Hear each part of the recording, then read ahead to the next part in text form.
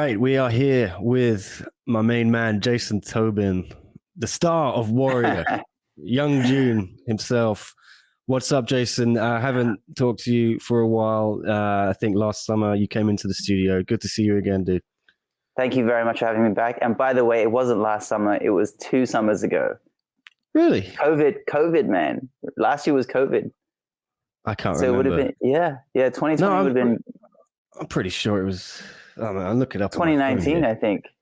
Pretty sure it was 2019. No way. That's crazy. I'm actually going to look that up. Because actually, you know what? It's on my Instagram. I'm pretty sure it was, but you know what? Let's find out. It's May 2020. Yeah. Oh, it was. Okay, so it must have been in between. Must have been in between waves or surges of COVID that we managed to meet up for that. Yeah, that was after we kind of had a bit of respite, I think, after the April madness. We went back to the office briefly, and you came sat with me and Patrick from SCMP Sport. Yeah. And we shot the shit. Right back then, Warrior Series 2 was just about to be released, and here we are now. They've just confirmed it. Warrior Season 3, you're coming back on HBO Max. We are back. Yeah. Yep. Tell me how it all happened. Yeah. Wow. How it all happened? Well, it's obviously it's like an equation of things, right? There's a whole bunch of things that came together, but basically what happened was no one stopped pushing. Jonathan Tropper, our showrunner, Shannon Lee, our executive producer, Justin Lin, our executive producer, none of the people that had sway stopped, and fans didn't stop talking about it and spreading the word. They made so much noise. All the cast, they stayed engaged with people. They kept pushing for it. So I think time and the efforts of many, many different people came together, and Casey Bloys, who now is the head of HBO content, he was really instrumental in saying, okay, let's do this. When Justin Lin and JT, Jonathan Tropper, and approached him and talked to him about the show, he was really receptive. He loved the show. The show is doing so well on HBO Max. I think that's probably the critical thing. The fact that it went from Cinemax to HBO Max starting this past January 1st. It's just made such a huge difference because all of a sudden we have so many more eyeballs. And just that sort of momentum has been building. When we were on Cinemax, I remember, I know this is not a very scientific way to measure this, but I could see that every week that a new episode would come out on Cinemax, my social media would get a bump. But as soon as it went on HBO Max, it was as if every single day was a premiere of a new episode. That's the numbers of engagement that I would get and followers, etc. So, and across the board with all the other actors, they would feel the same way. The other thing is there's been this real, because of the timeliness of what's going on historically, with COVID and the scapegoating of Asians in certain countries. I think that's really resonated with a lot of people, and because we're all in COVID, people have just been binging. So I just think there's a lot of factors that went into it. But ultimately, I think, it's just because the show is just so freaking badass and people love it. Because, politics and COVID aside, if it ain't good, people ain't gonna watch it, So, and I think really the critical factor to why it came back is me. Kidding. Well, I think you do have one of the best characters on the show by far. I really do.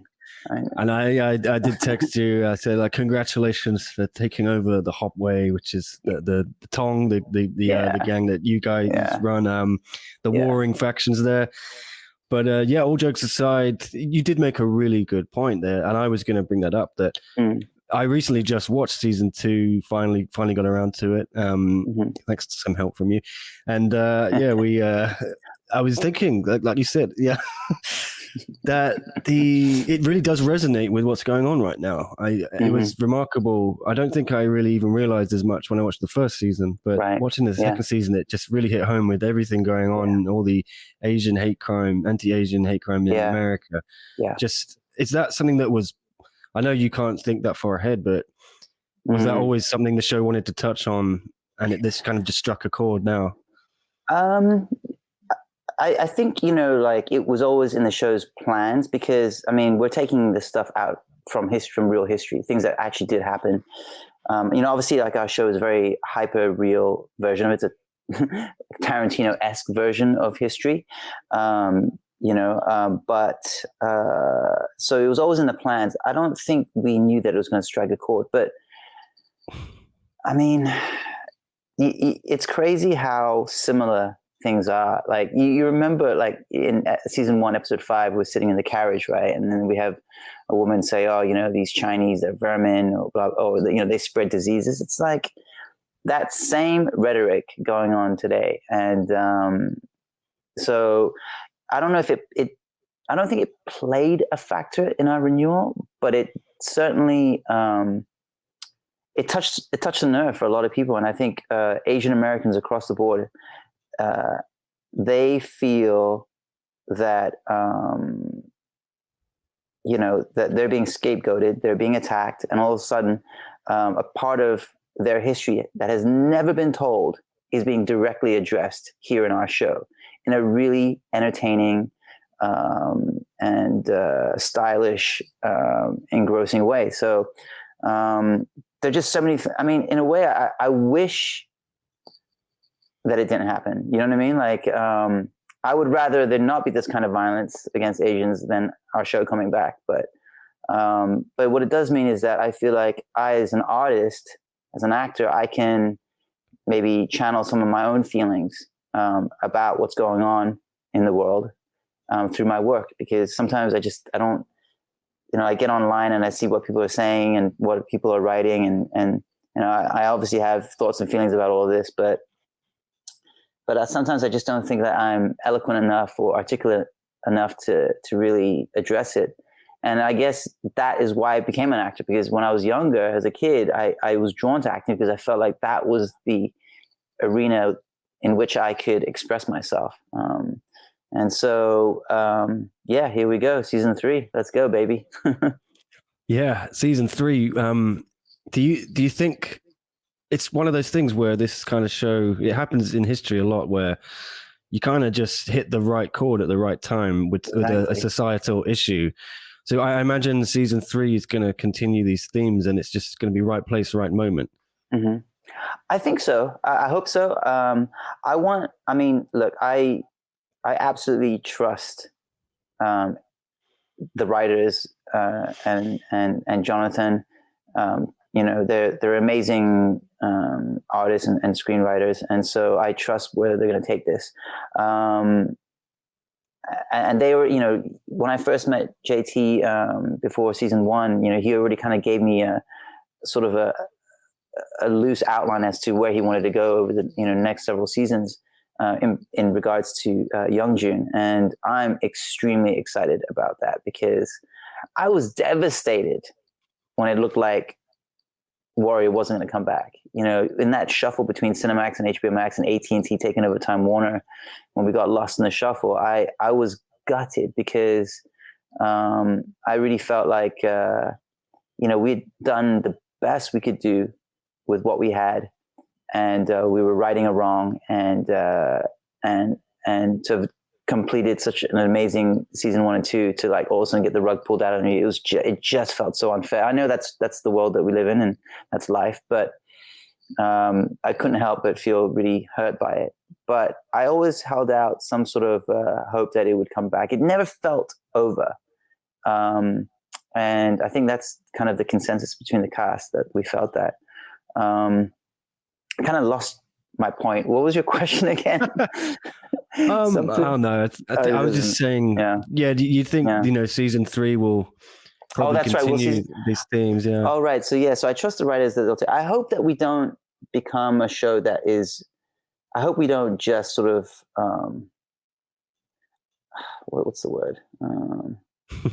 So fixated on what's going on in the real world that we lose track of just awesome storytelling, and making sure that we show every facet of every character. You know, I know that in this sort of weird reverse racism. I've even heard some people say, "Oh, it's the show works way better with just the Asian characters, not the white characters." I'm like, no, it doesn't. And don't say that. That's not the world that I want to live in. We're in it together. And Americans are Irish, they're Black, they're Latinos, they're Asian, they're everything. And so, I hope that we. That season 3 will go down a path that's true to the story, and brings light to politics of back then that's reflective of what's going on right now, but that we always stick to being true to the characters and what they want and what they need, and lead from that point of view, as opposed to leading from sort of like, oh, we have a political message to make. You know what I mean? Mm. I mean, I just saw the joy on all your faces. I think you posted that video on Facebook.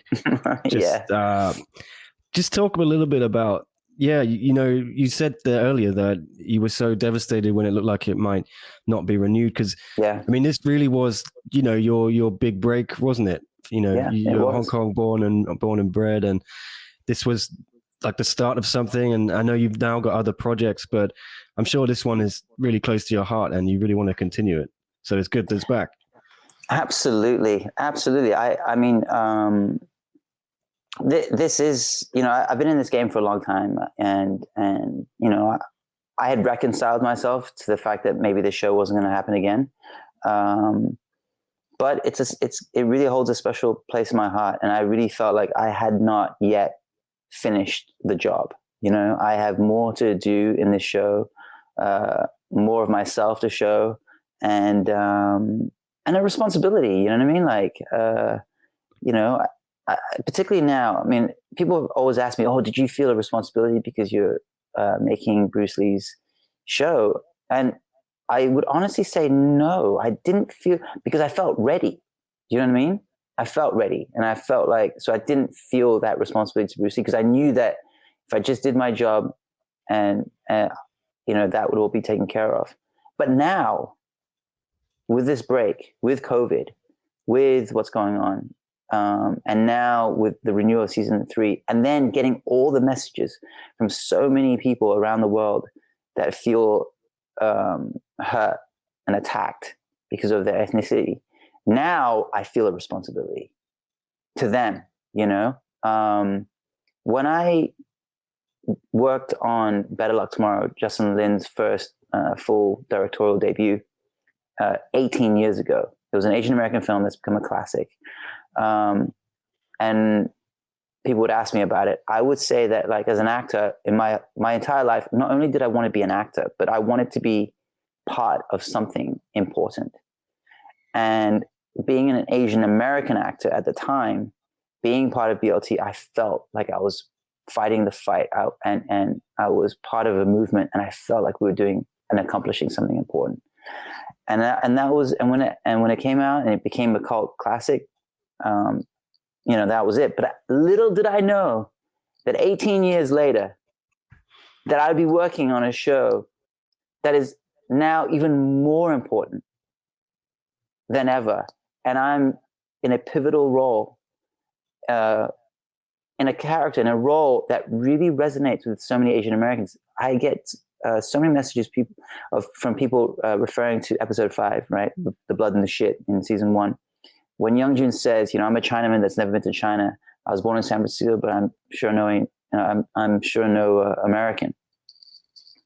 I ain't an American. And that, so many people have gravitated to that line. And so in many ways, there is a responsibility. It's not to Bruce, it's to people that feel like this. And fortunately, I don't need to act that, that's in me, because just like them, that's me, so, yeah. Yeah. I mean, there's another side to the role as well. It's all martial arts. You train now as well in Hong Kong. Not at the moment, I guess, because you've been stuck in this hotel. Stuck in this hotel room. Yeah. Yeah. yeah, what's the plan with the martial arts side of training? When are you going to get back to it? I know you train with Fernando, right? Is that Yes, yeah. yes. So unfortunately, my BJJ studio that was run by Fernando, a good friend of mine, unfortunately, it's because of COVID, they just couldn't sustain all the closures. And, it was a blow. So unfortunately, they've closed down, and I am starting to think about where I'm going to train jiu-jitsu in Hong Kong. There are a couple of options and a couple of people that I'm going to probably train with and continue my journey. I don't think anyone's been a white belt as long as me. And I'm nothing, so you've got one on me.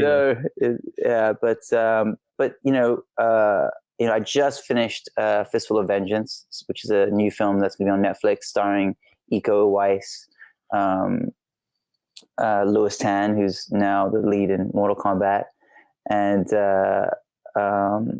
so watching those guys fight for a couple of months, in Thailand was really awesome. And so now that season 3 has been announced, and I know that there's still quite a gap between now until when we start shooting. So I'm starting to lay down the plans of okay, what my training is going to be like, where I want to come in, and not just training and fighting, as a martial artist, as an athlete or whatever, but also in my acting, between season 1 and season 2, I really was determined to come in better in all categories and all aspects of my performance. And now I'm okay, so with a bit more time, maybe I should start working on my kicks or something. Yeah, because Koji's kicks are amazing, and I'm okay, I kick above the waist, and I'm my hips start hurting. It's a very physically demanding role, yeah. And I was going to ask how much do you have to prepare for that? What if people don't know, what kind of training do you put in, and how are you going to step it up further? Yeah. So I think for me, I'm going to go back to what my usual training, which is basically jiu-jitsu and boxing. I've been training at Southpaw gym in Hong Kong with James Crudge. He's a really cool dude, Eurasian dude from he's an Essex boy, and got a really cool gym, and he's been awesome. And Samkor, the Muay Thai champ, teaches there, so I'm probably going to be working with those guys. And those, to be honest, when it comes to that kind of stuff, that just helps me with my own fitness and my own mental attitude, right? And then in terms of choreography, then which is totally different, right? Because choreography is dancing, so it's about making things look good, not necessarily being good, right? I'm not gonna telegraph a punch in MMA or boxing the way I would in a film, So for the choreography, I what I do is lots of stretching, lots of dancing, lots of practicing choreo with the guys and going through moves, because it's a different kind of skill, so I'm not a real fighter, but I'm a movie fighter. Well, it looks like you mentioned Andrew Koji there. He looks like he has incredible skill, and I don't know how much of it is down to the filming of it, but he looks like he can scrap. And some of these fights, Sam, his character, has a lot of fights in season 2. He goes to these what's it called? There's a fight. The fight pit in the boat. Yeah, and then he goes to you go with him to Mexico in the show for a fight tournament, and then Michael Bisping. Mike Bisping. That was a dream come true for me. Seriously, I was yes. Yeah, I mean, I'll ask you about that. So I said to you, Bisping's got to check that head kick, because Assam just comes and kicks him once. But what was it like working with Bisping? And dude, I was surprised he went down so easily. Yeah, Mike's cool, man. He's super cool. He's definitely a character, larger than life. It's funny because as an actor on set, obviously if we get sweaty and doing stuff, then you get sweaty, and your hair and makeup and wardrobe help you out and stuff. But generally speaking, as an actor, you want to keep your wardrobe and your hair and your makeup, like, looking good and not fucking it up between takes and stuff. Mike Bisping doesn't have any of that. Like literally, he'll just like start doing push-ups and start working out, and then all of a sudden his like costume's fucking sopping wet, and like his face is like he's gonna be made up. It's kind of funny, you know what I mean? Like it's like, oh shit, Mike's fucking working out, and no, he's a really cool dude. I actually recently, I don't know if you've picked up on this, but a film that I made here in Hong Kong called Jasmine. It was written and directed and co-written and co-produced by myself and a good friend of mine. His name's Dax Phelan, and Dax did a really lovely job with it. It's called Jasmine. I don't know where it's available. It's available, on various streaming and VOD platforms. Anyway, long story short, Dax is now producing a film called The Journeyman, and it's based on a book called Journeyman. I don't have the details in front of me, but it's about these boxers in the UK who basically their job and their lives are about losing on purpose, right? And apparently it's a really good book. I haven't read it, but Dax has turned that book into a screenplay. Is going to be directing a movie, and it's going to be starring Mike Bisping. Yes. Perfect. And when I was talking to Dax and I read what he was doing, I was like, Mike Bisping would be perfect for this. So he's like, well, do you know him? And I'm like, yes, I do. So I sent Mike a message on Insta and played it off like, hey, Mike, I just saw they announced this movie. I think you'd be great for it. He's like, oh, yeah. And I'm like, hey, I know the director. Would you like me to put you in touch with him? He's like, yes, please. So I'm really excited for them because Dax is a really great filmmaker. He's been a massive combat sports fan, particularly a boxing fan for as long as I can remember. And Mike, I think, is just perfect for this role. It's going to be kind of like what's that? Mick. What was that movie? The Wrestler. I think this could be like The Wrestler for Mike. Mickey Rourke. Yeah, the Mickey Rourke. That's it. The Mickey Rourke film. So I'm really excited for them. I'm really and I just told Dax that when they and Mike, when they accept the BAFTA for best film, they better thank me. Sure they will. I mean, I loved Bisping's role in the show, however brief it was, and I just find it interesting because Bruce Lee himself, he always preached, it's not about one martial art, it's about learning different styles, and he was the godfather or the grandfather of mixed martial arts, I think Dana White's called him. And do you feel in the show that they take that approach as well? Because it's not just kung fu or anything. You do have different fight styles. You have Leary, just the kind of Irish brawler up against Assam in the season finale there. And it's not saying one or the other is better. It's saying you have to learn everything. I think that's a cool theme in the show. I think it's an awesome theme of the show because it's so JKD, right? It's so within like Bruce Lee's philosophy. And on that note, like, I was recently talking to a good friend of mine, and he was a martial artist, and I was saying to him that one of the things that I really wanted to do between season 1 and 2, but I didn't get a chance to, but I'd like to now, is to improve my my knife fighting skills. Right now, my style is very sort of slash and stab, which is super cool. But I'd love to be able to add a bit more to that game and maybe introduce a bit of Kali and Eskrima to it, or Silat. And he's like, oh, but that's not Chinese. And I go, you know what? It doesn't matter, man, because it's American now. It's MMA. It's like Young Jun. We're not historically accurate to the T. I think Young Jun is definitely more MMA in style than Chinese in style. And I think bringing all these various elements to it and sources of inspiration it's just way cooler. I've even heard, isn't it Kareem Abdul-Jabbar said that, JKD is not a Chinese martial art; it's an American martial art. So, and so in my thinking, like if I bring in a move that is more Silat or Kali, let's go. I mean, the nunchucks is not Chinese, right? And Bruce Lee, used the nunchucks. I'm pretty sure nunchucks are from the Philippines, right? Correct me if I'm wrong, please. Yeah, I believe you. I'm not entirely sure on it, but there's also what about Hong? He's been a great addition because Chen Tang. He has the what is the weapon he uses? He's a complete badass.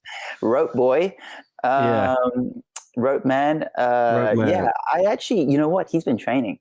I've seen some videos. He looks like he has. Yeah, he's been training, which is great. Which means that, like, mad respect to him, man. Like, when he came in season 2, it's always hard to come into a show and be the new guy, but he fit in straight away. He had such a good, fun, and hardworking, work ethic. And so, he trained hard, man. Like he put in, sorry, going back to an earlier question you had, like, how long does it take to train for this kind of stuff? Someone like Iko, for example, on Fistful of Vengeance, he learns, he gets shown a bit of choreography, and like within 5 minutes, he's nailed it. Same with Joe Taslims and same with, Lewis and those kind of guys. Me, I need weeks. I need weeks, man. I need weeks. Yeah. But going back to Chen, like he just works so hard, and I'm stoked to see more of him. He is a fan favorite. People love Hong, and I think our chemistry really works. So yeah. I told you, I love this guy already. He immediately was just, and he was such a perfect fit with you and Assam, and I can't wait to see how that unfolds. Yeah. Totally. Well, how much of it is it like all your own stuff? Do you have stunt doubles, anything like that on the show, or is it all? Yes. Actors? So I do have a stunt double, and my stunt double's job is obviously to train and coach me amongst the other guys as well. And obviously his job is to double me for things that I can't or shouldn't do. And also he does all what we call the previs. So every fight in Warrior, and I don't think every martial arts movie does this, but a lot of them do. They create a previs. So I don't know if you've seen them online. I've posted 1 or 2 up before. But basically, the stunt team film the whole fight for you, so that everyone can see. So the producers can see, everyone can see, and then approve it and adjust accordingly.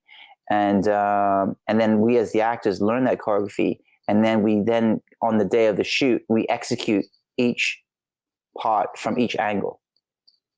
So in the previs, let's just say, this big fight, with a bunch of us, and they're setting up all the angles. That way everyone on board knows where the camera's supposed to be, where the people are supposed to be, where the lights are supposed to be. And then we come as actors and we just execute, okay, the next 3-4 seconds of this shot, you're doing this, pop, pop, pop, pop, pop. And then you do the next part. It's not as opposed to doing like one whole long ass take, which is literally the worst way to film fight scenes. And so my body double, my stunt double, his name is Haiyang. He's a wushu, Beijing wushu team, champion. He looks amazing, and he does all my previs. And his previs, when I watch the previs, he looks really wushu, right? Which looks super cool, but that's not my background.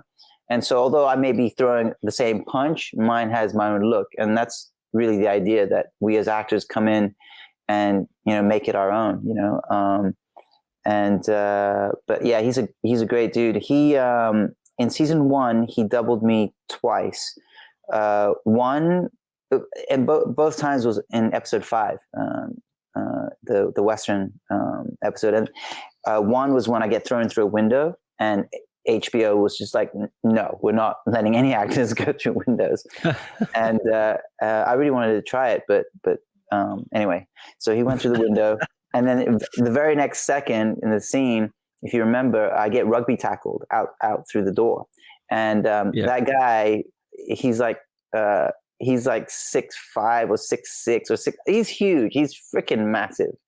And so they wouldn't let me get rugby tackled by him. And it was good because when I watched it, like they fly, they live, and then he lands on top of him. So I was kind of pleased that I didn't have to do that either. And then the only other time that I got doubled was also in that same episode. And when we ride the horses and ride off into it's actually not a sunset, it's actually we ride off into the sunrise. Obviously they wouldn't let me ride the horse. I did ride horses for a few weeks, so they would let me get on and off it and like kind of like just trot with it, but they wouldn't let me peg it with and that's fine.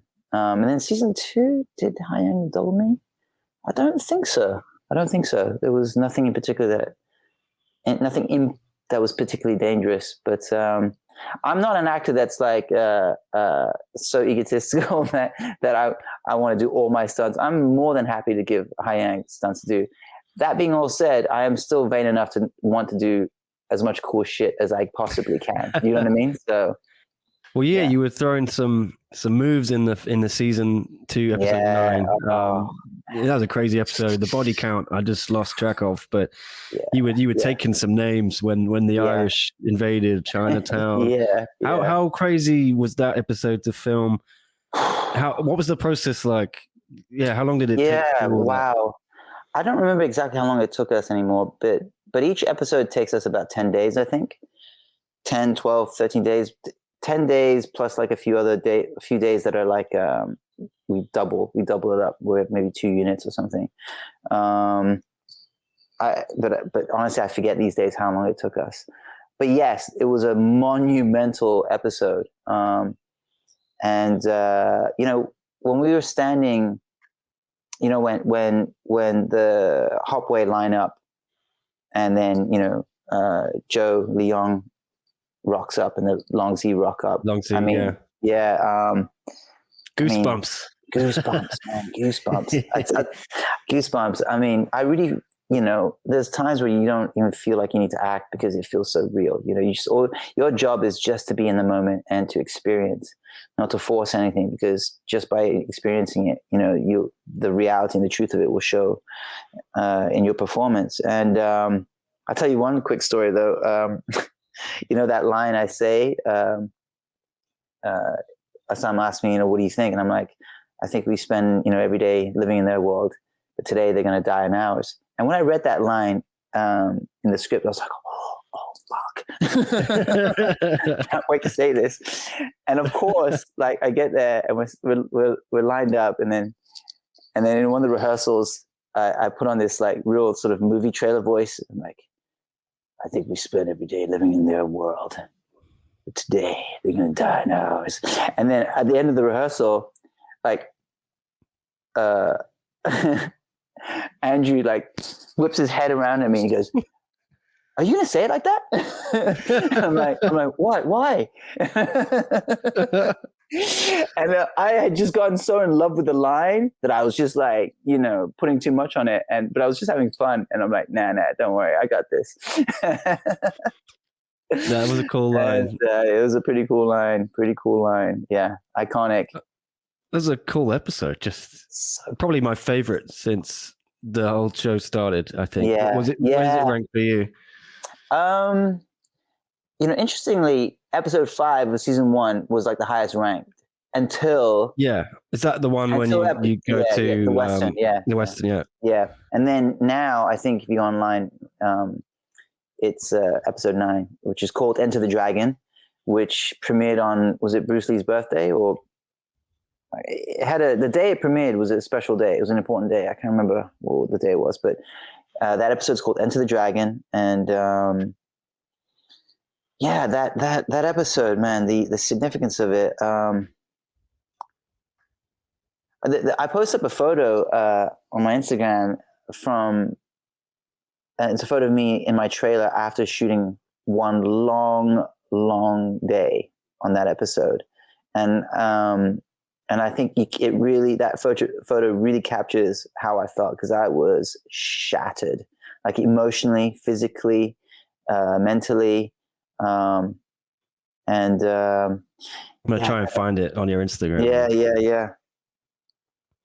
How long ago was it? Oh, it might be a while. It's the one in my trailer looking at food. I'm covered in blood and I'm looking at food. Oh yeah, here we go. I remember seeing that at the time. Yeah, and, that was after murdering people all day long. Oh, I never knew that was the. Yeah, I think I asked you about that picture before. Here we go. I'll bring it on screen. If anyone doesn't know. Yeah, that's it. Yeah. What is it? What are you eating what there? Right? Enter the Dragon. This Okay, photo was taken right after shooting the fight in the laundry during the riot. Yes. Yeah, what an episode. So that food I'm eating there, only one of those is actually mine. Someone else gave me like their lunchbox as well. And of course, while we were filming, we were eating like, at least I was eating very low carb and like, trying to stay fit and stuff. So, after a long day fighting, coming back and looking at that food was like, just give me a burger, man. Give me a burger, please. Looks like noodles or what? No, it wasn't even noodles. It was, what do you call that? That vegetable you stick in your noodles? What do you call those? Yeah. I don't know what you call them. Bean sprouts. When you eat, yeah, exactly. Some of those. Maybe not bean sprouts. When you eat like Vietnamese pho, you always dump it in. Oh yeah, those. Yeah. I don't know what you call those. No, I love those, but not after I've just murdered a bunch of people. No, I needed a milkshake at that point. So that's just after you nearly die in that scene, I think, and then Father June rides to the rescue, shoots the guy in the head, and what's that been like though? The relationship you have with Father June in the show, because you've taken over the Tong from him, and that whole dynamic has been one of the most interesting arcs for me in the season. I remember in the first few episodes, I was kind of annoyed. I was like, I want more young June. You weren't really featured too heavily in the first 2 or 3 episodes, but then it picks up, and you become a very important character again.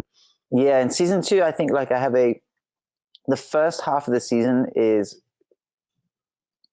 quieter, and then it really picks up from episode 6 onwards. I mean, don't get me wrong, I've got some amazing scenes and things to do in episodes 1 to 5, but second half of the season, it really cranks up. And it was interesting because like episode 6, when we go to Mexico and we meet Mike Bisping, I remember the note that I got from JT before going, Jonathan Chopper, our showrunner, before the shoot, was make sure that Young June has fun, because we've seen him like be sort of like wound up and stuff from episode 1 to 5, right? And obviously in season, the rest of the season things get really intense. So he says, look, in Mexico, I want Young June to have as much fun as possible. And I really approached the filming of that episode differently than I approached the way I perform in the other episodes. There was definitely a little bit more improvisation. I was trying to be more loose. I was just trying to have more fun, taking JT's note, his note. And we always film the bottle episode of each season at the end. So we filmed 1, 2, 3, 4, 5, 7, 8, 9, 10. And then most of the cast leaves, and the remaining actors that are only there for that episode stay, and then that's when we film it. And so it was a nice way to cap off the season to film it more like a film. It felt more cinematic, and because I was feeling much more loose, I was improvising a little bit more, and then I would turn to Brad, one of our head writers, and producers. I'd be like, yo, give me another line to say, have me say it a different way, give me another line reading, or whatever. And so I really feel like the chemistry that helped the chemistry amongst Andrew and Hong and I. Even when we're sitting around talking, eating, drinking, the banter was real. Yeah, just some of these pictures, hilarious, man. I love that episode as well.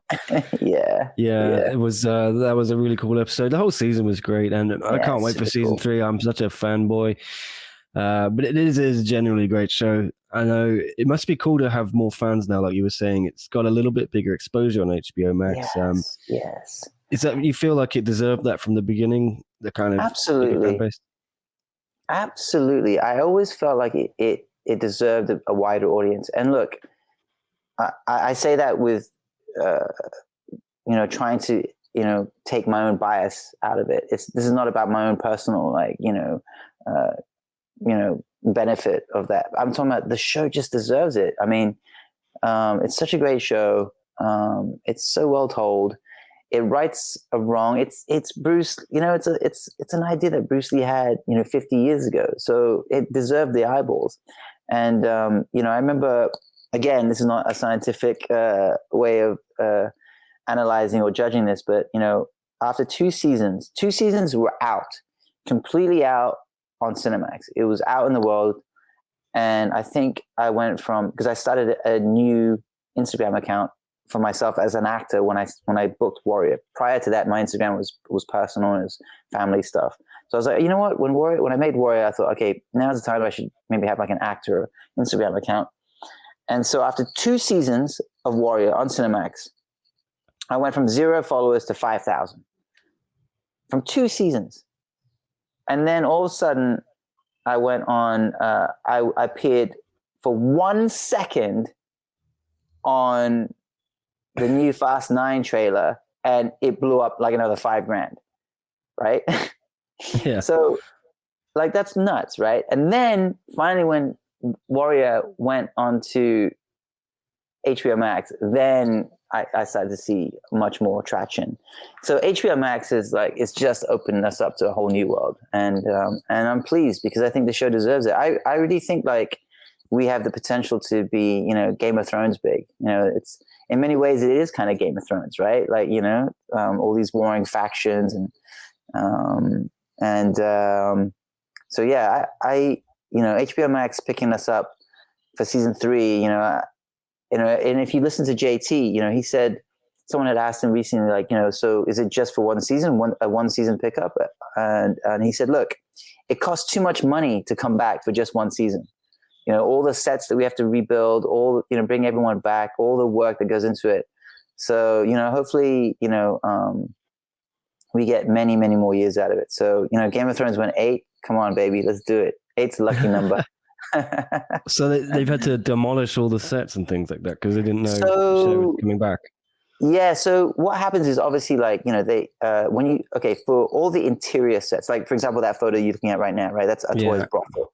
That's in a studio, in a controlled environment, and they build that. And between seasons 1 and 2, they break it down, they store it, and they rebuild it. Now, all those sets are now history. They're gone. However, this is the film business. They can remake sets, easily because they have all the plans already. So, and then the sets outside, the outdoor sets, what we call the backlot, the Chinatown backlot, with cobbled streets and the buildings. We built that at a studio in Cape Town. And those are constantly changing because when new productions come in and out, they repurpose these sets. So, those sets before they were Chinatown backlot sets for Warrior, some of them were sets for Black Sails. Some of them were sets for Outlander. They're always constantly being reused and repurposed. There you go. Exactly. What was one thing in season 1 now becomes something else in season 2. So they're all still there, but yes, we do have to rebuild, and repurpose and hopefully, make bigger. I'm super excited. I was saying to a bunch of the actors recently, like, I cannot wait for the day that I can walk through that backlot again, because that backlot makes me feel like a kid again. When I walk through there, it's like I've never lost that childlike wonder and excitement for movies, and it's magical.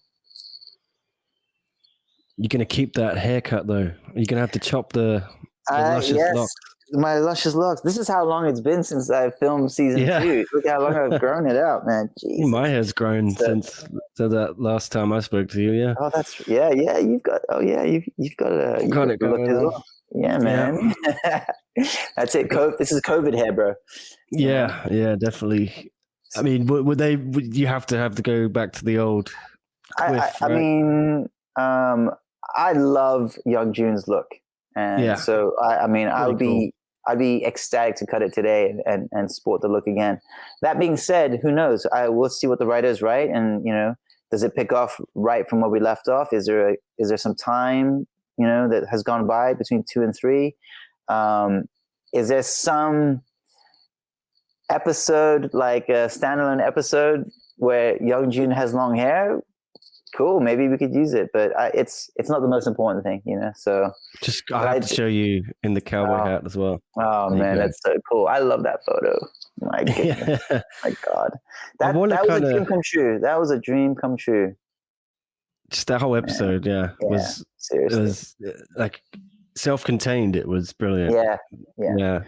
I mean, I feel like like that episode shows that 2 Asian dudes could easily lead an action movie or a Hollywood movie or play cowboys. I mean, they could have turned that into a movie. I'm like, do you need any more proof than that episode? Yeah. The caption here is kind of cool. What you're talking about. You're saying at school you were told, someone said you didn't get a part in the play because you're Chinese, not English like the characters in the play.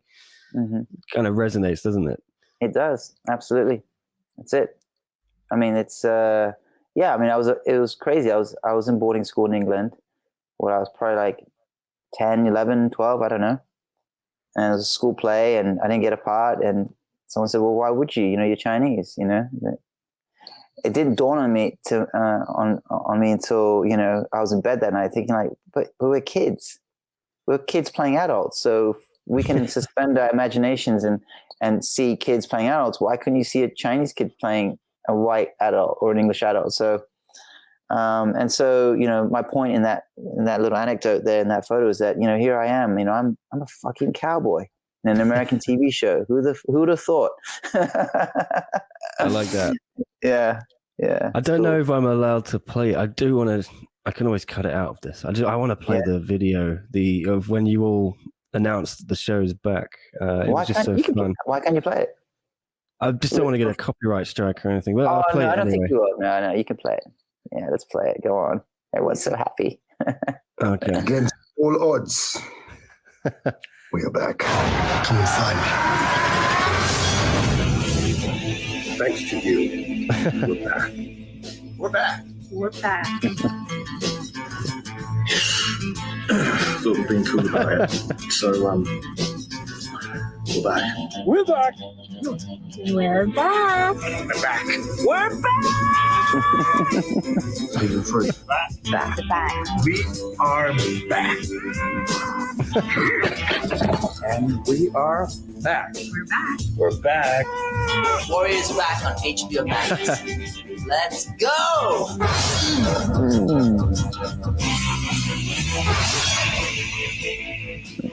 So excited. Our show. Yeah, I missed Shannon at the beginning there, but Yeah. let's see what she said. Our show Warrior has the best fans. You guys have shown us so much love and support. Now we have something to share with you. There you go. Yeah, it was great to see that. Yeah. Man. Just so good. Funny good. as well. Good way to announce it. Yeah. When did you find out? And did you have to keep it a secret? So I actually so I knew that we were always, I knew that Justin, Shannon, and JT had never quit. I knew that they were still pushing, but they'd been pushing for a while. So I didn't expect any sort of news, to come soon. But I was filming on Fistful of Vengeance in Bangkok, and on the final day of the whole shoot, the day we're about to wrap, my last day of shooting, and the last day of the whole project, I was about to fly out the next day. I'm sitting there in the green room, and I get a call from JT, and as soon as I saw the phone ringing, I thought, this is something. JT does not call me just to chit chat. You know what I mean? Like if he calls me, it's something. And if it's something else, he'll email or send me a quick message. So to call, I was like, so I literally saw his name. I was like, I walked out the room because there was a lot of people talking, and I went outside. I was like, listen to him. And he was basically saying, look, he kind of like laid it out, saying that, HBO was interested, but that he had to call all the actors to find out where we were all at. Were we all interested in coming back? Of course, all of us were. And were we all, willing to come back and work out our deals and, et cetera. And because what happens in a situation like this is that people move on to other projects, right? And so, and they have other commitments. Like, for example, I had an audition recently a few months ago, and had I gotten it and, was going to be starring in another series, there would be no way I could come back to Warrior now. You know what I mean? So like it's lucky that I didn't get that job. You know what I mean? So, so anyway, he calls us up and he's calling us all up. So on that final day of shooting Fistful of Vengeance 3 weeks ago, he called me and I was like super excited. And then of course all the actors were like, yeah, we're all on board. And then about, I guess, a week ago, he called us up and said, okay, HBO is ready to greenlight it. Please send us a video saying we're back. And it's been about a week, and then every day would go by. I'm like, Christ, when are they gonna post this video up? Because I can't contain myself. I need to let people know, and it was like, people online, that have been really pushing for it and would keep asking. And I'm just like, man, I cannot wait to tell you. There were a bunch of fans that got together and were raising money to put an ad in, I think, Variety, begging HBO to renew. So it's like in my head, I'm like, oh, we need to tell them not to spend that money, right? Because it's good, we're good. But it looks like they're going to go ahead with it, because I think it's got more to do with now I think they're going to change it and kind of angle it more for with regard to Asian hate and violence against Asians at the moment. So, but yeah, it was hard to keep it secret. But obviously, I didn't keep it secret from my wife. I didn't keep it secret from my parents and my siblings and stuff. But yeah, it was really great news because, and I think we talked about this before. When I was filming, season 2, I turned to my wife and I was like, wow, all my dreams came true. I'm this kid from Hong Kong that dreamed about being an actor. And here I am, I'm married, I have beautiful kids, and I'm a working actor in a great freaking show with a great character. And then to have that rug pulled out from under us, it was devastating. And for us to now come back after COVID, after such a tough year and going through what's happening right now, it's such a blessing. I'm not a religious person, but blessing does seem to be the right word. I'm super excited. I can't wait. I cannot wait, man. I cannot wait to cut that hair and put it up in my pompadour. Hopefully I can use this long hair on another project before, maybe, who knows, maybe I can use this in Fast 10. That'd be good. Be cool. Yeah. When is... Also, I have to say, by the way, it does have one of the best theme songs ever. I think that is... Warrior? Yes. Yeah. Yes, yeah, it's so good. Shout out to Reza, who wrote it and made that song. Super cool dude. He's from the UK, now living out in LA. Turns out he's good mates with a good friend of mine that I went to boarding school with. So I've told them that they need to come down to Cape Town when we film season 3. But yeah, that music's so good. I'm telling you, now that we're on HBO Max, we're going to get a lot more attention. I think that theme song and that title sequence opening, they're going to win Emmys next year. Definitely. Yeah. Definitely. It's such a cool opening. It's so cool. It's so cool.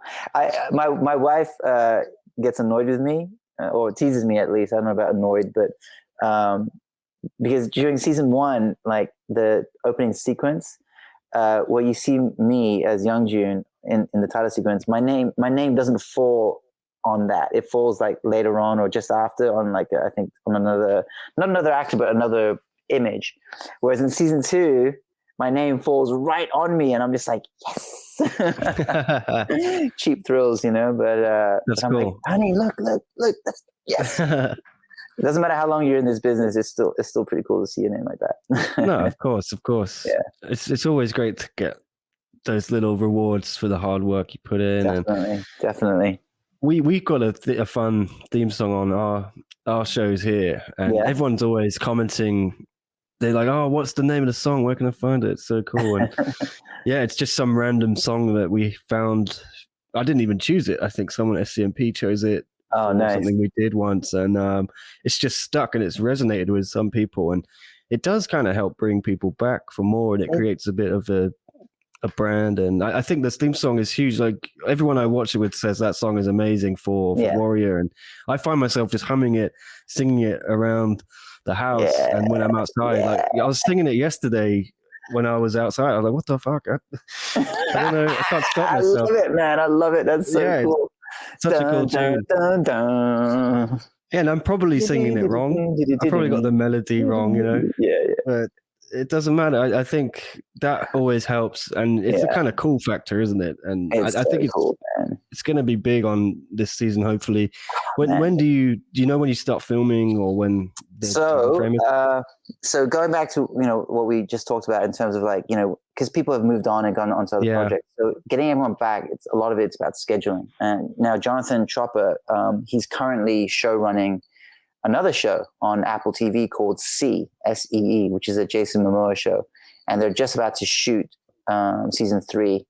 And I think what's going to happen is as soon as he's done with that, that's when he'll start working on Warrior. So we're still a good, I think, in terms of the writer's room where they, break the story for season 2 and start writing it, that won't happen until the end of the year, maybe as early as September, but maybe it could be October, November at that time. And then obviously they'll go take us into 2022, and then all the pre-production, and also the studio that we shoot at in Cape Town. We have to navigate through, who's already shooting there and etc. So, and timing and scheduling. So a lot of it's just getting people back. Fortunately, it looks like we're all going to be good, but it's going to be a little bit of a wait. So we're looking at probably not shooting until the second half of 2022. However, it's going to be a while. However, there is some talk that I don't want to be the one to break this news because it's only being talked about. Nothing's concrete yet, but they may go back to back with seasons, and then be able to catch up for make up for lost time, and maybe we might get seasons 3 and 4 a lot sooner as opposed to season 1 and 2, they're always like a year or more apart, So, but things could change. So nothing's set in stone, but I can say that HBO is working very hard to get everything squared away now, even though filming is not for a long time off. So they want to make sure that they've locked everybody in because they want to make it happen. We all want to make it happen, and they want to make it happen. So yeah. That's awesome. Yeah, it sucks. It's going to be so long to wait, but I can't wait to see it. I know, man. I know. Well, hopefully there'll be other stuff to keep us going. I know. Yeah, you've had plenty of other projects you've been working on. You mentioned here just this is why you're in the hotel, aren't you? Because you just come back from filming, and now you got 3 weeks in a hotel. I think you're 2 weeks in, are you?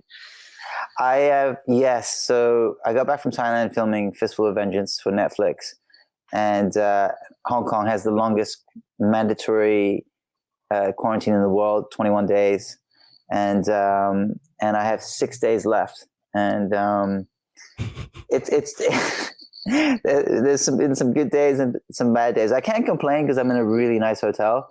So in the grand scheme of things, I'm doing pretty well. But the Warrior news has definitely helped. So but the quarantine, I mean, I had to do 5 weeks of quarantine, 2 weeks when I went to Bangkok to go shoot, and then 3 weeks on my way back. So there was talk about I was supposed to do a film in the UK this summer called Enter the Dragons for Marjan Satrapi, the director, and called Enter the Dragons with Gemma Arterton. It's now been pushed to early spring of 2022, and I'm actually glad because I don't know if I could put myself through that much quarantine again. So we'll see. I mean, I'll do it for my family. I'll do it. They'll put bread on the table, so I'll do it. But that's some dedication. Yeah, man. But It's What do you do all day, though? I'm hopefully this has helped you pass I'm the time a little embarrassed to bit. tell you what I do all day, man. I'm literally embarrassed. I've been like, I feel like a billionaire recluse in here, like, because I'm in this, fancy hotel, Night Rises. 6-star hotel, but like no one can come into my room. I open the door and like take my food and like throw out my trash, and that's it. So it's. And I've been acting like a total slob in here. It's amazing. It's pretty funny how like quickly you can, devolve into like this pig. Like that's I looked at my myself. Everyday life. I looked at myself today. I'm like, oh shit! I'm gonna be on a podcast with Nick. I better look presentable. I look terrible. I looked terrible about 45 minutes ago. I mean, Yeah, you said, "Oh, do I need to put something on?" I was like, yeah, it's gonna be on video. I barely put anything on. I got a shirt on, and I've got like a pair of shorts on below here. There's so many interviews I do here at home where I have a t-shirt on and I'm just in my pants and my boxer shorts below, and no one knows. Yeah, that's right. No one knows exactly. Yeah, but then there's been a couple of times where I've like stood up.